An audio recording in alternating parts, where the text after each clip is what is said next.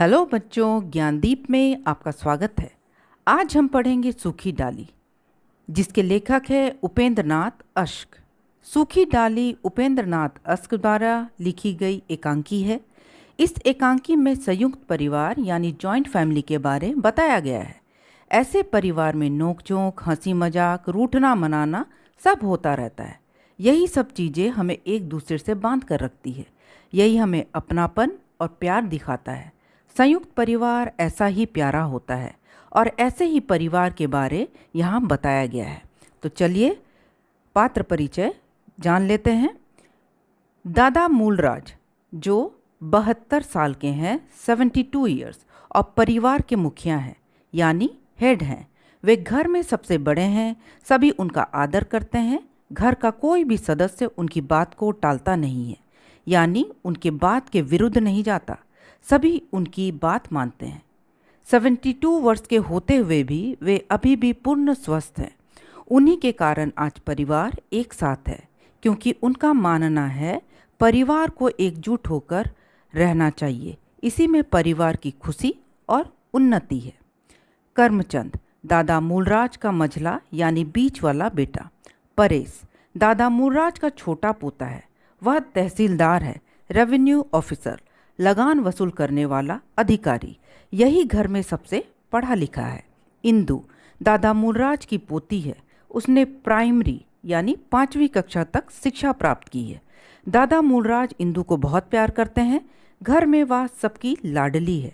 बेला बेला घर की छोटी बहू है। वह परेश जो तहसीलदार है उसकी पत्नी है। वह बड़े घर की पढ़ी लिखी और नए विचारों वाली महिला है। इसके अलावा बड़ी भाभी, मझली भाभी, बड़ी बहू रजवा मिश्रानी जो घर का कामकाज करती है। तो ये थे एकांकी के कुछ पात्र परिचय। तो चलिए एकांकी को विस्तार से जानेंगे।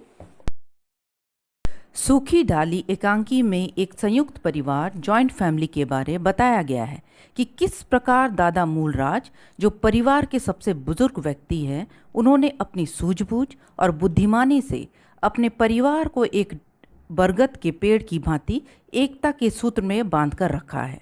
दादा मूलराज 72 वर्ष 72 साल के हैं, लेकिन अभी भी बरगद की भांति अटल खड़े अपने परिवार को समेट कर रखे हैं। दादा का कहना है परिवार जब एक साथ रहता है तभी सभी खुशहाल और उन्नति करते हैं। दादा का बड़ा बेटा सन 1914 के महायुद्ध में लड़ते हुए मारा गया था। सरकार ने उन्हें एक मुरब्बा यानी 25 एकड़ के बराबर जमीन दिया था। दादा ने अपने परिश्रम, लगन, दूरदर्शिता एवं सूझबूझ से इस जमीन को 10 गुना बढ़ाया। अब उनके 2 बेटे और पोते जमीन, फार्म, डेयरी तथा चीनी मिल के काम को देखते हैं। उसका सबसे छोटा पोता तहसीलदार है, रेवेन्यू ऑफिसर, और उसकी पत्नी बेला बड़े घर की सुशिक्षित, पढ़ी लिखी, नए विचारों वाली महिला है। इसलिए अपने मायके के सामने किसी को कुछ नहीं समझती। जब से शादी हुई है परिवार में संकट के बादल छाने लगे हैं, क्योंकि उनकी तीनों बहुएं सीधी सादी महिलाएं हैं। उनकी पोती इंदु ही पढ़ी लिखी है और दादा उनसे बहुत प्यार करते हैं। घर में इंदु की चलती भी खूब है, लेकिन घर में जब से छोटी बहू बेला आई है, कुटुंब के इस तालाब में लहर उठने लगा है, जैसे पानी में बड़ी सी ईंट गिरने से पैदा हो जाती है। बेला के आने से परिवार में थोड़ी अशांति का वातावरण छा गया है, क्योंकि वह ग्रेजुएट है, परिवार में सबसे अधिक पढ़ी लिखी है। वह एक संपन्न घराने से आई है, नए विचारों वाली है, इसलिए अपने मायके वालों के सामने किसी को कुछ समझती ही नहीं, केवल अपने मायके की तारीफ करते रहती है। उसने परिवार में पिछले 10 वर्षों से काम करती आ रही मिश्रानी रजवा को यह कहकर काम से हटा दिया कि उसे काम करना नहीं आता। बेला के व्यवहार से घर के सभी लोग बहुत परेशान हैं, इतना तक कि उसका पति परेश भी। वह अपनी पत्नी बेला को भी समझाने की कोशिश करता है, लेकिन वह समझने को तैयार ही नहीं। बेला परेश को भी घर के पुराने फर्नीचर को लेकर खूब खरी खोटी सुनाती है। कहती है, मैं तो इस गले सड़े सामान को कमरे के पास तक ना फटकने दूंगी। इस बेडोल फर्नीचर से तो नीचे धरती पर चटाई बिछाकर बैठना अच्छा है। वह बात बात पर अपने मायके की तारीफ करते नहीं थकती। बेचारा परेश अपना सा मुंह लेकर रह जाता है। यही नहीं, वह घर के कामकाज करने से भी नाक भौं सिकोड़ती रहती थी। दादाजी ने उसे कपड़े धोने दिए थे, लेकिन वे गुसल खाने यानी बाथरूम में वैसे ही पड़े थे। बेला ने उस कपड़ों को देखा तक नहीं।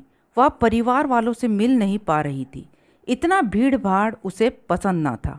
वह पहली बार इतने लोगों के बीच रही थी। उसे लगता था कोई उसे पसंद नहीं करता, लेकिन वो खुद को परिवार वालों से अलग कर रही थी, एडजस्ट नहीं कर पा रही थी। घर का माहौल ही बदल गया था। एक दिन करमचंद, दादा का बीच वाला बेटा, दादा से आकर कहता है उसे लगता है कि शायद परेश परिवार से अलग हो जाएगा, क्योंकि उसकी पत्नी बेला को घर की कोई भी चीज़ पसंद नहीं आती तथा उसके मन में अपने मायके को लेकर बड़ा घमंड है। उसे यहाँ की हर चीज़ से घृणा है। करमचंद यह सब कहकर चला जाता है। थोड़ी देर बाद परेश, दादा का छोटा पोता, भी दादा से बेला के संबंध में बात करते हुए बहुत संकोच के साथ यह बताता है कि बेला का मन इस घर में नहीं लगता है। उसे घर का कोई सदस्य भी पसंद नहीं करता है। सब उसकी निंदा करते हैं। वह यहाँ किसी से मिल नहीं पा रही। वह आज़ादी चाहती है। वह अपना अलग घर बसाना चाहती है। यदि बाग वाला मकान उसे मिल जाए तो वह वहाँ सुख शांति से रहेगी। कुछ दिनों में मेरी बदली भी हो जाएगी। बस कुछ समय के लिए यदि आप बाग वाला मकान दे देते तो अच्छा होता। यह सब सुनकर दादाजी परेश को समझाते हैं कि वह नए घर में आई है, कभी इतना बड़ा परिवार के बीच नहीं रही, फिर उसकी भी तो अपनी कुछ इच्छाएं होंगी। तुम बेला को बाजार ले जाओ और उसकी पसंद की चीज़ें खरीद देना। उसे लगता है कि सभी उसका अपमान करते हैं, तो मैं घर में सबको समझा दूंगा कि कोई भी बेला का अपमान ना करे, क्योंकि दादा नहीं चाहते थे कि उनके जीते जी घर का कोई भी सदस्य उनसे अलग हो। वे अच्छी तरह जानते थे कि अलग रहकर कोई भी खुशी से नहीं रह पाता। इसके बाद दादा मूलराज घर के सभी सदस्यों को बुलाकर समझाते हुए कहते हैं कि बेला एक बड़े घर की बेटी है, पढ़ी लिखी है। वह अपने घर में सबसे आदर पाती थी, इसलिए यहाँ भी उसे वैसा ही आदर सम्मान मिलना चाहिए। वे सबको चेतावनी भी देते हैं, यदि मैंने सुन लिया कि किसी ने उसकी हंसी उड़ाई है, उसका अपमान किया है, तो इस घर से मेरा नाता टूट जाएगा। दादा मूलराज का सभी बहुत आदर करते थे। सब ने उनकी बात मानी।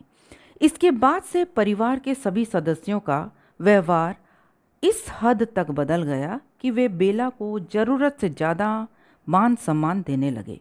यह देख बेला अपने को परायों की तरह समझने लगी। वह परेश से शिकायत करती है कि सभी उसका आदर सम्मान करते हैं, उसे अपना नहीं समझते। यह सुन परेश को आश्चर्य होता है कि अब सभी उससे बातें करते हैं, उसका सम्मान करते हैं, तो भी इसे परेशानी है। परेश कुछ समझ ना पाया। सब ठीक चल रहा था।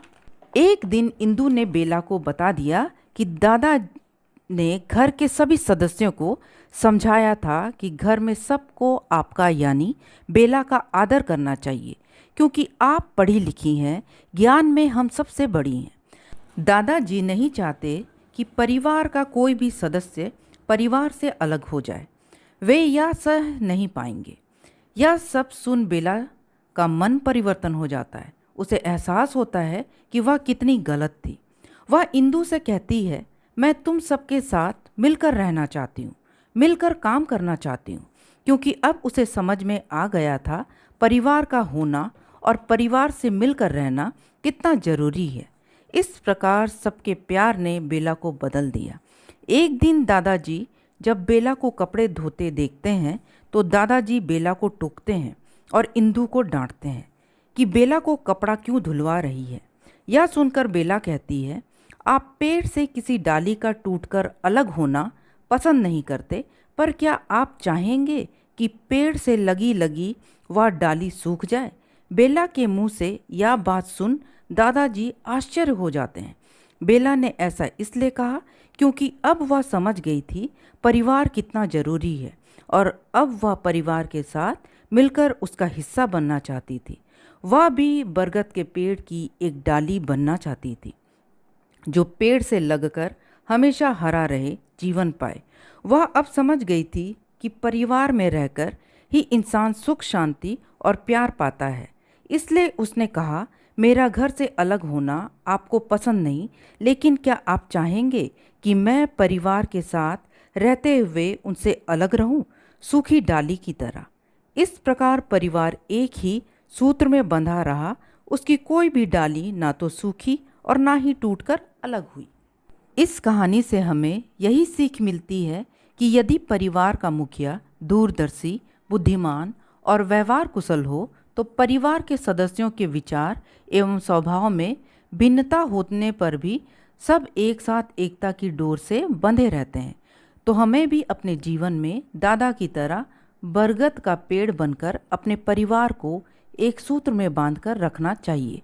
परिवार के साथ मिलकर रहना ही सच्चा और सुखद जीवन होता है। जब हम परिवार से मिलकर रहते हैं तो हम में हिम्मत और ताकत बनी रहती है। सूखी डाली को हम ही हरा कर सकते हैं। तो ये कहानी यहीं समाप्त होती है। नेक्स्ट कहानी के साथ फिर मिलेंगे। इस वीडियो को लाइक करें, शेयर करें और मेरे साथ जुड़े रहने के लिए चैनल को सब्सक्राइब करें। Thank you.